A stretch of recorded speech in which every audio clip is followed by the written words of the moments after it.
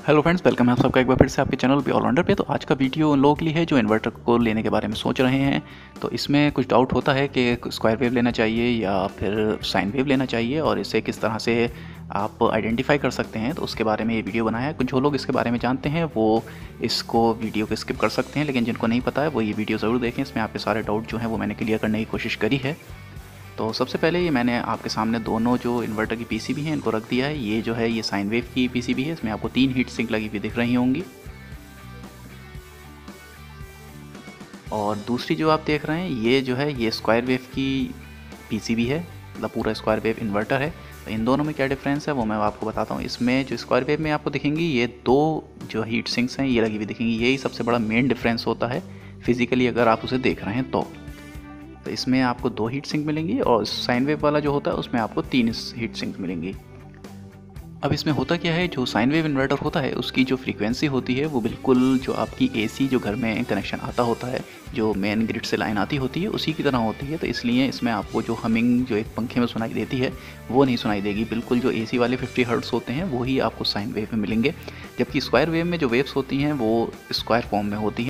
अब बात करते हैं साइन वेव इन्वर्टर के वर्किंग प्रिंसिपल की। तो इसमें आपको जैसे 3 हीट सिंक दिख रही हैं, इसमें कुल मिला के टोटल जो होते हैं वो 4 चैनल होते हैं। आमने सामने ये 2 चैनल होंगे और इसी तरह से दूसरी हीट सिंक के आमने सामने 2 चैनल होंगे। तो टोटल 4 जो चैनल होते हैं इनसे ड्राइव निकलती है और उस ड्राइव को कंट्रोल करके आपको जो है आपके जो ट्रांसफार्मर है उसको दिया जाता है। और इसमें एक कंट्रोल कार्ड लगा होता है जो कि आपके इसके फंक्शंस को कंट्रोल करता है। एक ड्राइवर कार्ड होता है पीछे की तरफ, वो ड्राइवर कार्ड जो है वो इसको ड्राइव देता है। इसी तरह से जो आपके स्क्वायर वेव है इसमें 2 हीट सिंक होंगी और 2 ही चैनल होंगे।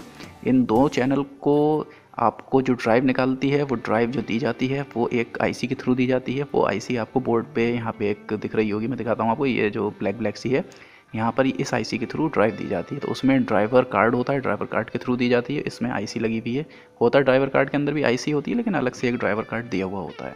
तो इस तरह से दोनों का जो वर्किंग प्रिंसिपल है वो मैंने आपको बता दिया। और जो ट्रांसफार्मर के जो वायर्स होते हैं वो दोनों में सेम आपको दिखेंगे। इसमें दोनों चैनल्स के जो वायर्स हैं वो ट्रांसफार्मर जा रहे हैं। और इसी तरह जो साइन वेव वाला है इसके भी इन 2 चैनल्स के आमने सामने के इन 2 के जो हैं ये ट्रांसफार्मर में जाएंगे। और जो बड़ी सी हीट सिंक दिखाई दे रही है वो पॉजिटिव जुड़ती है, जो बैटरी से पॉजिटिव आता होता है। और जबकि स्क्वायर वेव जो है, स्क्वायर वेव में जो पॉजिटिव आ रहा होगा वो सीधा ट्रांसफार्मर को जाता है। और भी आप इसके कुछ फिज़िकल जो चीज़ें हैं उनकी वजह से आप इसे आइडेंटिफाई कर सकते हैं। इसमें जो आपको कैपेसिटर, फ़िल्टर कैपेसिटर दिखाई देंगे वो इसमें स्क्वायर वेव में ये छोटे फ़िल्टर कैपेसिटर होते हैं, 1 या 2 लगा हुआ होगा। जबकि आपका जो साइन वेव वाला है इसमें बड़े फ़िल्टर कैपेसिटर लगे होते हैं। अब बात करते हैं कि कौन सा इन्वर्टर लेना बेस्ट रहेगा आपके लिए।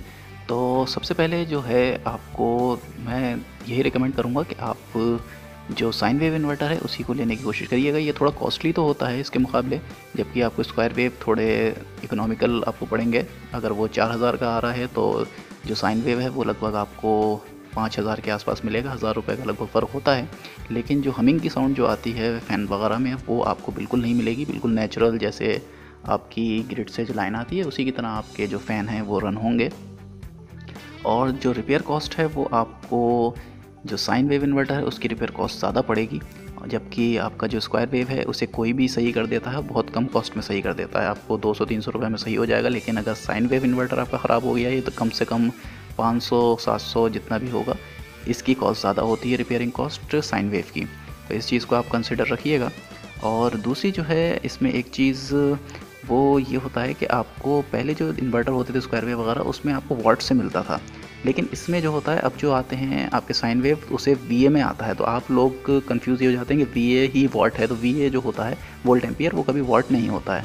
तो अगर आप 600 वीए का ले रहे हैं तो आप ये समझ रहे हैं 600 वाट का वो लोड उठा लेगा, तो ऐसा नहीं है। 600 वीए को अगर आपको वाट में कन्वर्ट करना है तो 0.8 से उसे मल्टीप्लाई कर दीजिए, तो उससे आपके वाट निकल आते हैं। तो मानिए अगर 675 वीए का है तो 675 वाट वो नहीं होगा। 675 को आपको 0.8 से मल्टीप्लाई करना होगा, तो उसका जो टोटल आएगा वो लगभग 540 वाट्स आएगा। तो यानी कि 500 वाट का वो इन्वर्टर हो जाएगा। इसी तरह से अगर 1100 वीए का है तो 1100 वीए का मतलब 1100 वाट नहीं है। 1100 वीए का मतलब है 1100 वीए को आप 0.8 से मल्टीप्लाई करके वाट उसके निकालिए।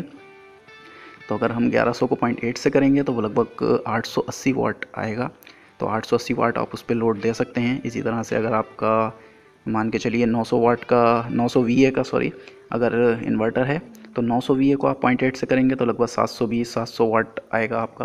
तो इस तरह से इसमें अगर जो कन्फ्यूजन है वो आपका दूर हो जाएगा। तो VA को हमेशा वाट में कन्वर्ट कर लीजिए। VA को आप वाट मत समझिए कि हमने 700 VA का ले लिया तो 700 वाट लोड उठाएगा, तो वो 700 वाट लोड नहीं उठाता है।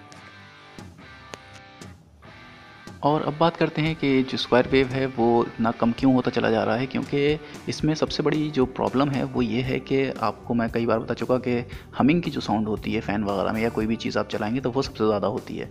तो इसलिए जो है आपका जो स्क्वायर वेव है वो फेल होता जा रहा है। और जो साइन वेव है इसलिए उसका जो यूज़ है वो ज़्यादा होता चला जा रहा है। और ये हमिंग की साउंड इसलिए होती है क्योंकि ये जो इसकी जो वेव्स होती हैं वो स्क्वायर फॉर्म में होती हैं, और जो इसका आउटपुट होता है वो लगभग 220 वोल्ट नहीं होता, उससे ज़्यादा होता है। तो जैसे ही वो ज़्यादा होगा तो वो हमिंग एकदम से उसके अंदर बनना शुरू हो जाएगी। इन्वर्टर के अंदर से भी हमिंग आती है और फ़ैन वगैरह जो आप चलाएँगे उसमें भी हमिंग की साउंड आएगी। और इससे जो है आपके जो अप्लाइंसेस हैं वो जल्दी ख़राब होने का डर रहता है, और वो हीटअप जल्दी ज़्यादा हो जाते हैं उनके मोटर वगैरह। तो आप कभी फ़ैन को अगर हाथ लगाएंगे तो वो नॉर्मली जो चलता होता है उससे ज़्यादा हीटअप जब आप इन्वर्टर से स्क्वायर वेव से चलाएंगे तो उससे होगा। इसलिए ये फेल होते जा रहे हैं। तो साइन वेव को ही आप कंसिडर करिएगा। अब जो नेक्स्ट डाउट आता है वो इसके जो ट्रांसफार्मर है वो लेने से पहले आपके माइंड में डाउट होगा कि ये जो हैं कि कॉपर वाइंडिंग में होते हैं या फिर एलुमिनियम की जो वाइंडिंग होती है उसमें होते हैं। तो आपको जो पुराने स्क्वायर वेव इन्वर्टर जो मिलेंगे, इवन जो आपको शुरुआत में बिल्कुल जो साइन वेव इन्वर्टर आए थे वो आपको कॉपर में मिलेंगे।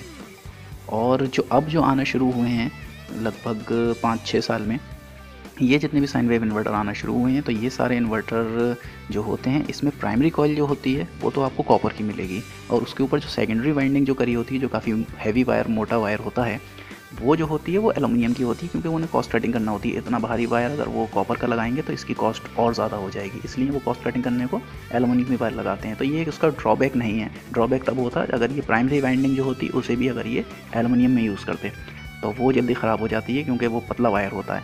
लेकिन जो सेकेंडरी वायर में यूज़ कर रहे हैं वो एलुमिनियम का, तो वो ख़राब नहीं होगा क्योंकि वो काफ़ी मोटा वायर होता है। आपने अगर कभी किसी इन्वर्टर को देखा भी होगा तो सेकेंडरी वायरिंग काफ़ी मोटी होती है, जैसे कि आपको स्क्वायर वेव में दिख भी रही होगी। ये काफ़ी मोटे तार इसमें जा रहे हैं स्क्वायर वेव वाले में।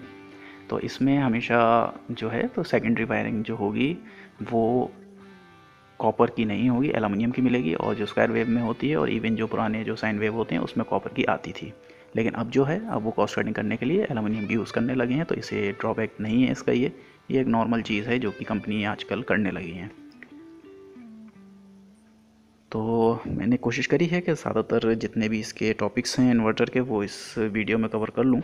और फिर भी अगर कोई आपकी क्वेरी है या कोई इसमें कवर करने से रह गया है मेरे, तो आप वो मुझे कमेंट बॉक्स में पूछ सकते हैं, या फिर इंस्टा आईडी मेरी शो हो रही है ऊपर, इंस्टा आईडी पे आप मुझसे पूछ सकते हैं। और जो लोग चैनल पर नए हैं वो चैनल को सब्सक्राइब कर लें और बेल आइकन को दबा दीजिएगा, ताकि जो और भी वीडियो इस तरह की मैं अपलोड करूं उसकी जो नोटिफिकेशन है वो आपको मिल जाए। वीडियो अच्छा लगा हो तो लाइक ज़रूर करें, चैनल को सब्सक्राइब करें। मिलते हैं इसी तरह के किसी और नेक्स्ट वीडियो में। तब तक के लिए take care and thanks for watching.